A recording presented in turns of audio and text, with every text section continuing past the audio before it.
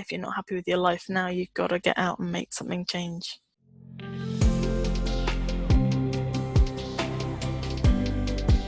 Hey everybody, welcome back to Tales from the Journey. I'm Stephanie Zamora, and today we are here with Jessie Shedden, and I'm so excited to have her because she has quite a story, and it's an incredible journey of coming back from terrible relationships, bullying, assault, and surviving a cult. So Jessie, thank you so much for being here.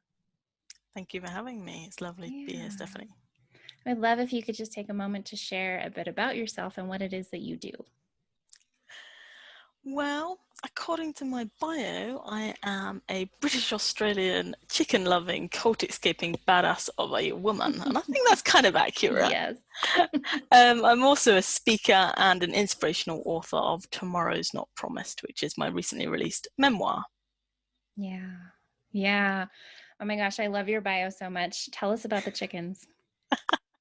Well, because it's the UK, right now they are tucked up asleep, but I would have to say they are totally, some people have cats, some people have dogs, I have chickens. Yeah. They're not there to poop me breakfast. They are there more like a therapy animal. They've been there through so many hard times. They've been the one constant, and any guy I've been with knows that they come first. Package deal. Yeah. And you know you got the right guy when he gets rid of his pond that he's had for 20 years and builds you a chicken run. Oh. So yeah, they've had the best house they've ever had.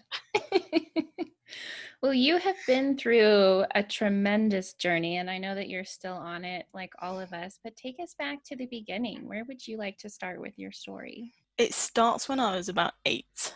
And at that point, I realized I just didn't feel the same as everyone else around me. I just knew there was something different. And for years, I put it down to not following the crowd. I wasn't a sheep in that sense, which when you grow up in a cult is really important that you do. And I didn't. I was rebellious. I tried, but I just couldn't. And then it took me to a lot later on in my 30s before I was actually formally I wasn't even formally. I was informed I had dyslexia, which helped me understand that I thought differently, but still didn't really explain 23 years of being bullied. I knew I wasn't dumb, but I worked with my mother as a therapist in the dyslexia world, and I knew that it didn't affect IQ. And it was just a lot of hardship growing up that seemed really, really unnecessary. And when I was 16, I was unfortunately sexually abused by somebody outside the cult. But I also realized at the same time I never wanted to be in a relationship with someone inside it. I just didn't feel one of them, and I couldn't see a future.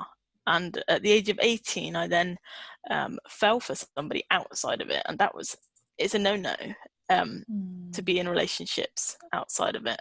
So that caused me more problems. But I should probably say briefly, like some of the hardships were women weren't allowed to wear jeans, pants, I think you call them in the US, no makeup, no jewelry, no cutting of hair. We weren't allowed to go to pubs, clubs, restaurants, bars. We weren't allowed pre-recorded music, no TV, no radios, no cinema, no theatre. We never went away on holidays, no festivals, no concerts. There was a lot of very fun things that were not approved, and university wasn't either. Yeah. So were you born into this cult environment? Yeah, so it's multi-generational for me. So it goes back to at least my great-grandfather, and I would have been inducted in at the age of about a week old. Wow. Yeah. So what was it like for you to navigate growing up inside the cult, knowing that you were different and having all these limitations, like no access to what's really going on in the world? Like, how did you start to know that you were in a situation that wasn't right for you? It's tricky because a lot of that you've never known any different. So you've never known what it's like to grow up with TV. In fact, with dyslexia, one of the things is being very easily distracted. So if my partner now has the TV on in another room, I am really easily distracted because I've not used to growing up hearing that noise in the background.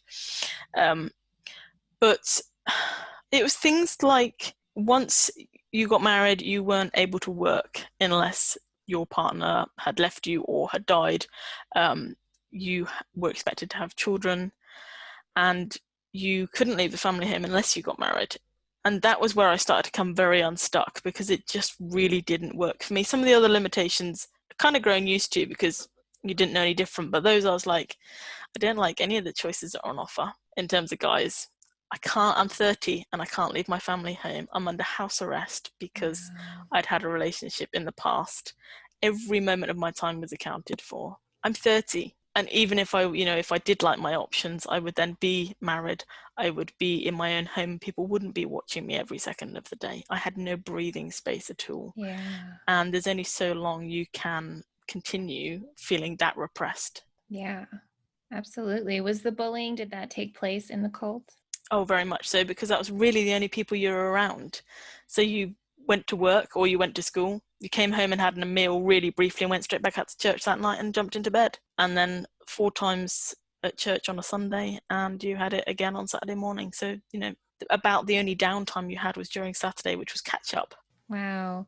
When did you realize that it was something that you wanted to leave? I don't think you ever really want to realize it, because you're going to have to leave everything behind. And I've had to leave my entire family behind. Yeah. So you probably know it subconsciously, but you don't want to acknowledge it to yourself. And I knew that. I mean, I knew it was going to have to happen that way from about the age of 18, but I knew I wasn't strong enough. I had the option then. The guy I fell for on the outside of it would have taken me, but I was like, if we don't work out, I don't feel strong enough to continue on my own. Yeah. I haven't got the street smarts. I haven't got the knowledge. I'm going to lose my job. I don't have much money behind me. I just can't do this. So I didn't do it then. By the time I left at the age of 30, I had finances. So I was in a much stronger position, but it had taken me doing some self-development exercises in December 2016, to realize that if I was lying on my deathbed, what would I have wanted to have done with my life? And I realized then I wasn't doing that. Yeah. And then February the 14th, the following year, my mother was diagnosed with cancer and she was only 66. It was a massive shock, and it just went, Jessie, you don't know how much longer you've got. If you're not happy with your life now, you've got to get out and make something change. Yeah. What was it that you realized that you wanted to do with your life? I wanted to reconnect with the person I'd met before and see if there was still any spark there, because I'd never let go of that emotionally. Obviously, I'd been forced to. I'd been made to write a letter under duress to tell him I didn't love him anymore, made to burn everything, destroy all his contact details, everything. And so I never really was able to heal from it. And I couldn't talk to anybody about it because it was a sin. So I had no grieving process, and I'd hung on to it through the really dark times, and I just wanted to reach out. And I reached out, and it was clear instantly. It was clear that we just connected like that. However, he was in a relationship now. That was not a simple situation at all. So I had to really find my own strength in myself to realize if I was going to leave and it was the right thing to do, I had to leave, not just for him, and I had to be able to stand on my own if it never worked out between us. Yeah. Which I'm so glad I had to process that before I left, because it left me in a lot stronger position afterwards. Yeah, what did that process look like? It was horrible, really horrible, because my mother was passing of cancer at the time. I was one of her primary carers. I was having to do all of this behind her back. I was able to go and see a counsellor, again, with nobody knowing, and having to cover my tracks all the time. And he was like, you're always talking about this guy. What about you? What about you? What do you want? I'd never been asked what I wanted before. I didn't even know what I wanted. And I remember him walking me through a literal physical exercise, and he was going, can you separate hope from this particular guy? And he was able to do that. And I was like, oh, now I know I'm going to be okay with or without him. Yeah, wow. What was it? I'm very curious around, all of your time was accounted for and you were very restricted from the outside world, it sounds like, other than maybe going to work. How did you even discover counseling, and how did you find your counselor? We were aware of services. So I was using an osteopath, and obviously we went to mainstream doctors and that kind of thing. But in terms of finding one, I just got to pressure cooker point. I was desperately needing the contact of this guy on the outside because it was a lifeline for me. At the same time, I felt so much guilt because he was having an affair and I hated myself for it. And we were in this constant push pull, you know, who's he going to choose? Is he playing one off against the other? Then obviously my mother being diagnosed with cancer, it was just like, I can't talk to anyone about the amount of pressure that's being put on me. So I did a bit of research online and came across someone that was called something like the Breakup Doctor, and he turned out just to be a complete and utter scam and just fleeced me of thousands of pounds, and put me through quite a bit of hell as well during that time. Then I tried another one, and her judgment, she was local, she was far cheaper, she was more a proper counsellor, but her judgment of me, I was like, you're talking to me about this sexual abuse as I asked for it. This is not the right route for me either. It was really hard. And finally I found a third one, and I was like, oh, finally I've found someone that actually wants to be there for me. Yeah. Oh, I'm so glad you did. It breaks my heart to hear that. I know there are a lot of therapists and healers and coaches that have not done their own work and bring their own biases and judgments into it, and it's so damaging and detrimental. So I'm so glad you were able to find him. What did it look like for you to remove yourself from the cult and really find your footing outside of it? Incredibly hard. I'm so glad I didn't know how hard it was going to be. I literally had to escape at the end. I had to do everything behind people's backs, and that was crippling in itself because you love these people. I had to rent a property. I had to move all my bits out, bit by bit as I could. And then when I'd gotten out, I was just so lonely. I didn't know anybody. I've got no friends really at all. I mean, like I had a dentist and an osteopath, and you know, they're all service providers. They're not really friends. They're not obligated to give you their friendship or support. And it was the 11th of December, and everybody was in merrymaking mode, and I was just sitting inside going, I don't know anyone. I've got no TV. It's as quiet as a mouse in this place. I've got no job. I've got no social circle. And that was one of the hardest things, was just hearing the sound of those walls. It was just nothing. You know, I wanted freedom, but it was a void, a massive void. Hadn't anticipated that at all. Yeah, I'm sure. Were you in the same area? Did you go somewhere else? Yeah, no, I was in the same area pretty much. I moved to another village, like a little bit away, but it was all area I was familiar with. But I was still looking over my shoulder a lot. So I would go food shopping when I knew that they would be at a church service. That makes sense. We talk a lot about on this podcast and journey mapping this idea of reorienting. So you are free, you have your freedom, and you're able to do whatever it is that you want. And you have to really learn to relate to yourself and the world in a new way. What was that like for you? I had to learn a lot of things that were brand new and really exciting. So, you know, I drew up a spreadsheet of all these new experiences I wanted to have that I'd never had, even just wearing jeans and getting comfortable walking around, going out and thinking people aren't going to look at me like I'm weird because they notice I'm awkward in them or anything like that. Mostly people don't notice anything, actually. Right. Too busy thinking about what they look like. Right.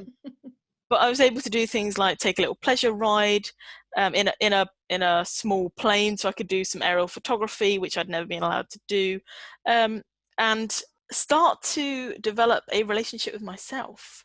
Actually understand what it is I liked and what I wanted to do. So I tried out a whole bunch of stuff. I was laughing the other night.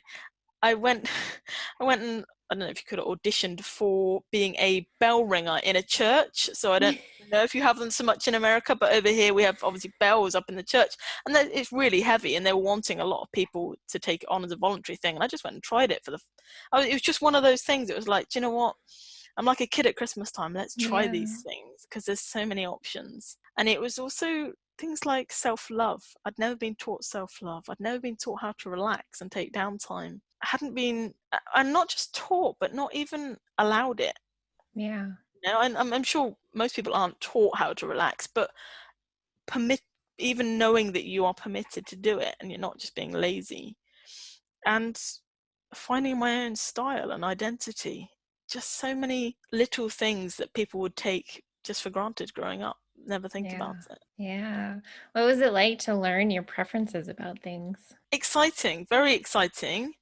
It honestly has taken me till this year to really start to understand who I am, because it's very easy to just do what you think everybody else is doing rather than actually take stock and think, what suits me? You know, it's so easy to get carried along by society. So this year I actually threw out all my high heels, which I hated wearing. I used to have to wear them to church. I couldn't really wear them because I got rheumatoid arthritis, so my joints really hurt. I was like, they're all going. Those are being replaced with cowboy boots now, because I know that's what I love, and that's my style now, and I'm going to embrace it. That's awesome. Oh, I love that so much. That makes my heart happy. What was it like for you? I know you shared with me a bit about having not excellent relationships. What was it like for you to start dating? Scary, actually. It was kind of fun and scary all at the same time, actually being allowed to. So there was a lot around, you know, there was a lot that was taboo, a lot that was not acceptable. So no physical contact. We were given no sex education. Even reproductive pages were glued together in our workbooks at school. So there's a real lack of knowledge, and we weren't actually allowed to spend any time in a man's presence, talking to them particularly. I couldn't even be in the car with my male cousin, down to that. Yeah. So there was a lot of lack of knowledge, but also freedom. And of course, like, you know, there was no contraception, there was no sex toys or anything like that. All of that was out of the equation. So it's like, oh, I get to start experimenting. But then you also realize how you're quite vulnerable and you're quite naive, and it's very easy to get preyed upon. And that was horrible and really painful. I kind of by default went into modeling for a year. And I was like, wow, this is amazing. I'd been bullied for my appearance and told that, you know, I didn't care for myself, didn't care how I looked, and so on and so forth. And so in the past, and so going into that, I started getting all this external validation. I was like, wow. And I was like, this is amazing. It feels really good. I'm getting a high from this. People actually think I can look amazing, which was healing in its own way. And then it started to, it did that bell curve, and it was like, oh, now I'm getting the nasty messages, the stuff I don't want. I'm getting guys hitting on me for all the wrong reasons. Right. I'm ending up with, you know, perverts in my inbox. It was horrible, really horrible, down to stalking, down to infatuations. And it was like, no, this is what I don't want. And I stepped out of it for that reason in the end.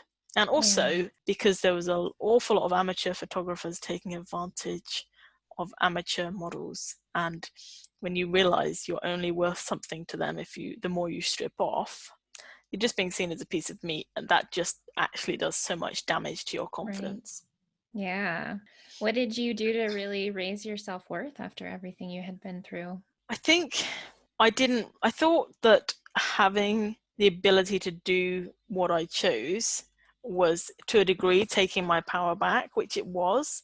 But then you still got a lot of naivety, and it wasn't, I don't feel it was really, I really started to step into my power until this year, when I finally ended up in a healthy relationship. And much as I resented him saying it at the beginning, he was able to help me see how I was still devaluing myself. But prior to that, I did a couple of workshops which were amazing around love, and also around the balance of power and staying centered in your own power, and understanding some of those dynamics was just mind-blowing. It just blew everything wide open.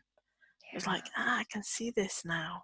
Absolutely. Besides working with the counselor and the workshops, were there any other mentors or support systems that you took advantage of? I did a lot of self-development in terms of courses and things. That was something they had been quite hot on business-wise in the past anyway, so I was used to that.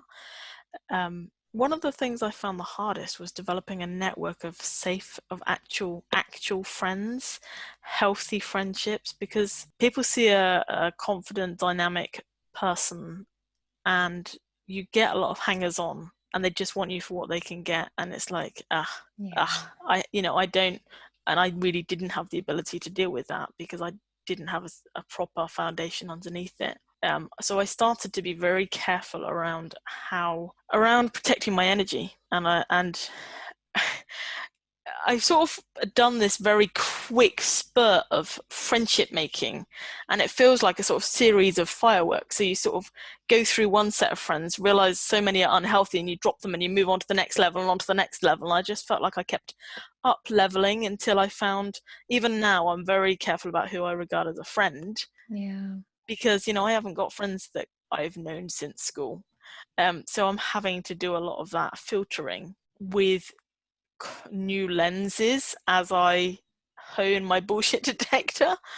Yeah, absolutely. It's such an interesting thing. I mean, even for me, I never had childhood friends that carried with me through life. I didn't start making friends until I was in my mid to late 20s, but I have learned that with growth comes outgrowing. Like when you're doing a lot of healing and growth work and you're really committed to, I only want a certain level of relationship, and I value myself and I want that reflected back from the people in my life. Like you're constantly doing what you're saying. You're like on this rapid path of passing through until you meet people that are willing to grow with you. I've been quite judgmental of myself on that. Like I'd thought, oh, people are going to think she's here today, gone tomorrow. And I'm like, no, I really want to protect my energy now. Yeah.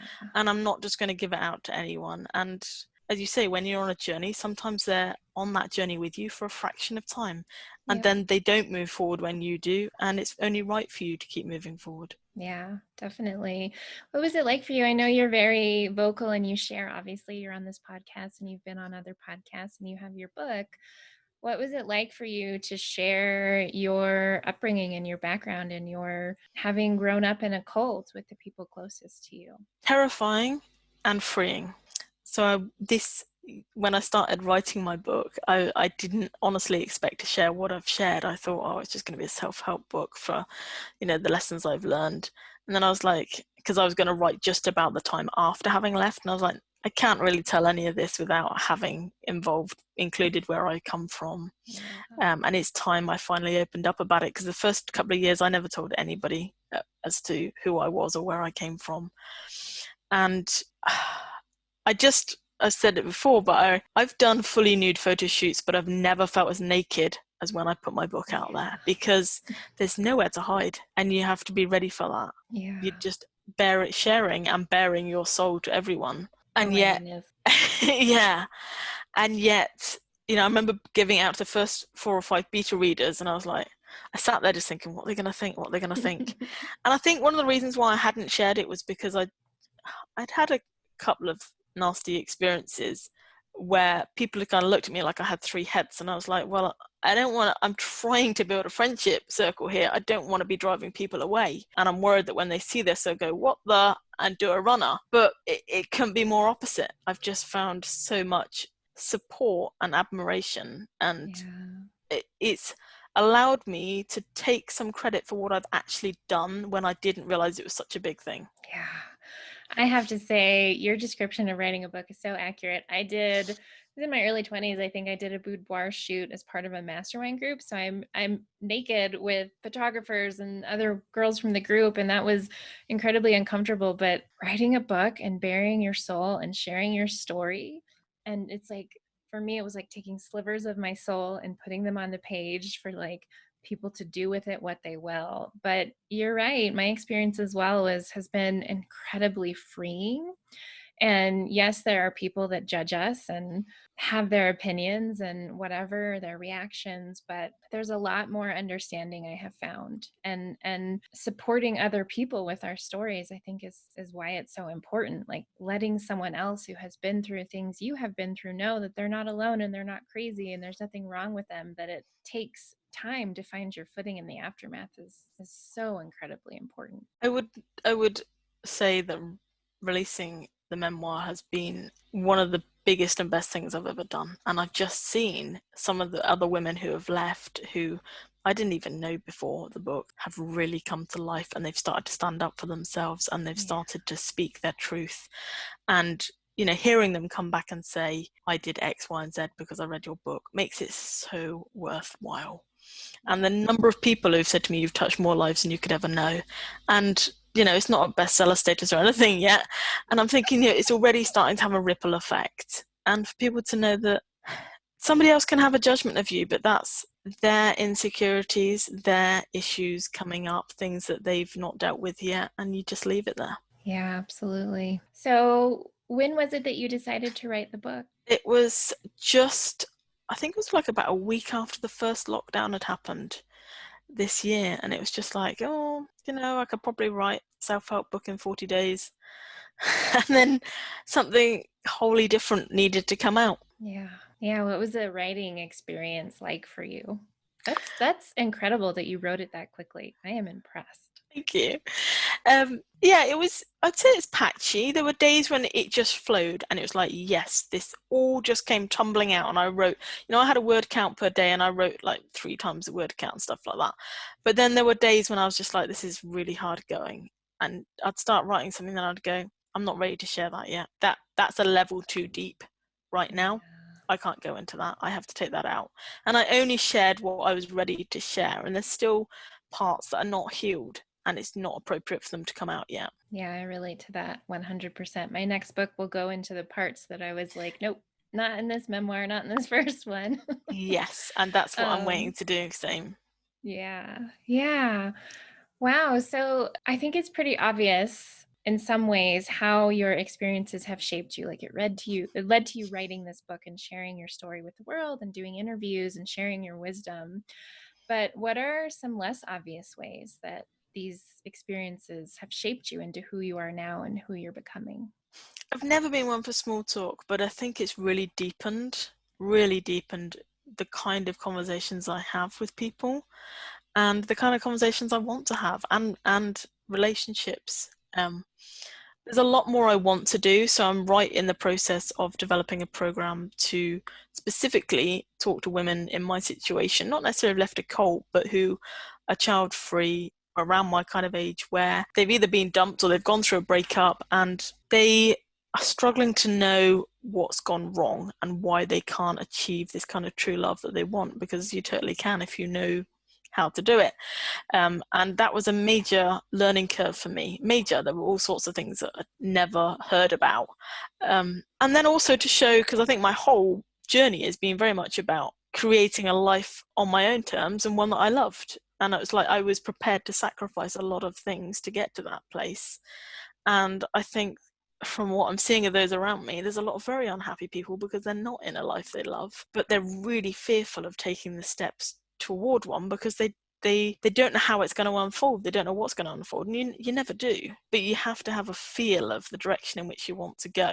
And I just want to provide a support for those that are ready to take those steps. Yeah.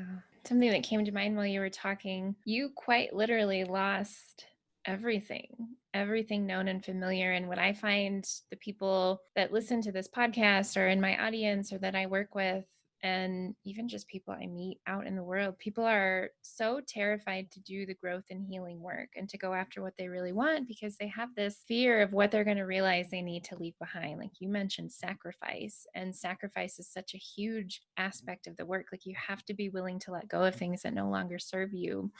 And so, having been through a journey and an experience where you quite literally sacrificed everything known and familiar and all the people that you knew and loved, what is something that you would say to those people that have that fear? It's a very common quote, but you cannot reach new lands unless you leave the shore. But I would not concentrate on knowing what's ahead. It's just concentrating on that gut feeling of what's right for you right now and making a very, what's usually deemed in a negative sense, a selfish decision, but something that's right for you. Because no one else is going to take that step for you. You have to take it for yourself. And looking back, I had no guarantee how things were going to end up on the outside at all. I had no concept of it. But I knew that staying was not an option. I was literally looking at suicide or this leap. That was how clear it had got in the end. But you don't have to wait till you're pushed to that point.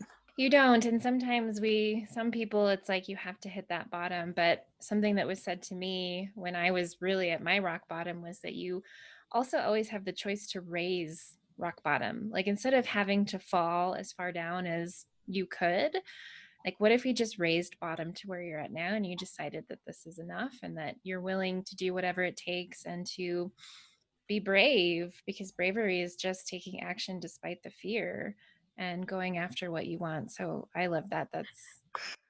That's a really valuable lesson. I think another one that I really learned in the year after, which has helped me a lot, because there was so much new, I was constantly stepping out of my comfort zone over and over and over again. just about everything was out of my comfort zone. And when you have rapid exposure to stepping out of your comfort zone, you start to get a bit more numbed to it, but you also start to remember what all those really quick highs felt like afterwards.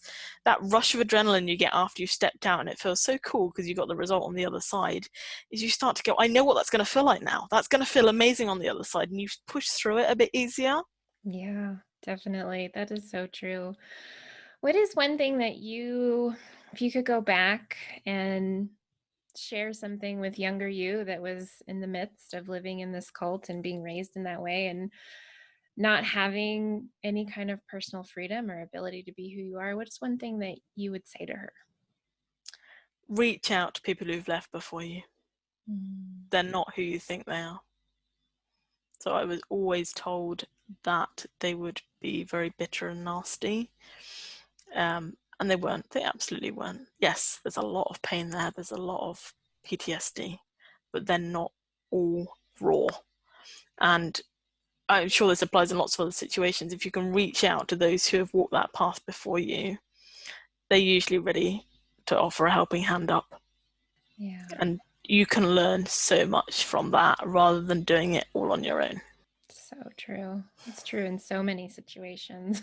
We try to do it ourselves and think we're alone in it, but there are a lot of people, a surprising number of people, even like your situation, leaving a cult, that have been through a similar experience. Yeah, awesome. Just to wrap things up, so we're going to share all of your amazing information in the show notes, but please tell people how they can learn from you, where they can hang out with you, and where they can get a copy of your book. So you can certainly get the first chapter, which is available for free on my website, which is jessieshedden.com.